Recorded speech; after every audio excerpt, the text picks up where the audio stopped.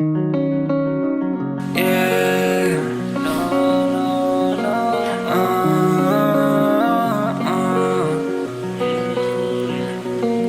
Hindi na kita hahanapin, total hindi ka para sa akin. Mahirap din para sa akin ang lalayuan at di ka kausapin.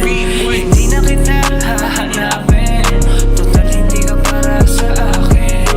Mahirap din para sa akin ang lalayuan at di ka kausapin. Hindi na kita hahanapin, total hindi ka para sa akin. Mahirap din para sa akin ang lalayuan at di ka kausapin. Di ko ginusto pero kailangan ko na matuto. Dahil sa ilang beses mo ko pinaluwa, kaya hindi na kita kaya patawarin. Kaya umalis, huwag ka nang mabalik. Kasi nakita kita, may kasama kang iba. Tinanong kita yung sino yung asawa mo.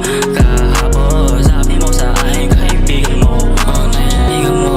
Kaya takot na magmahal pa na katulad mo, na manluloko at anong ka pala. Kaya hindi na kita hahabulin para lang bumalik. Kasi hindi ka naman para sa akin. Kita hahanapin, total hindi ka para sa akin. Mahirap din para sa akin ang layuan at di ka kausapin. Hindi na kita hahanapin, total hindi ka para sa akin. Mahirap din para sa akin ang layuan at di ka kausapin. Di ako tanga parang manatili sa ganitong klaseng pag-ibig. Masyadong ang gaga nagbibigay motibo, tapos iwan mo rin naman pala ako sa dulo. Napakagaling sa pag-ibaliktad, sa kwento mo ako ba yung nagiging masama?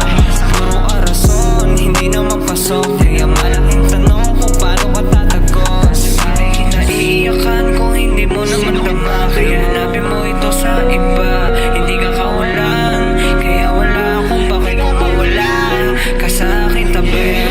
Hindi na kita hahanapin, total hindi ka naman para sa akin. Mahirap din para sa akin ang layo at hindi ka kausapin.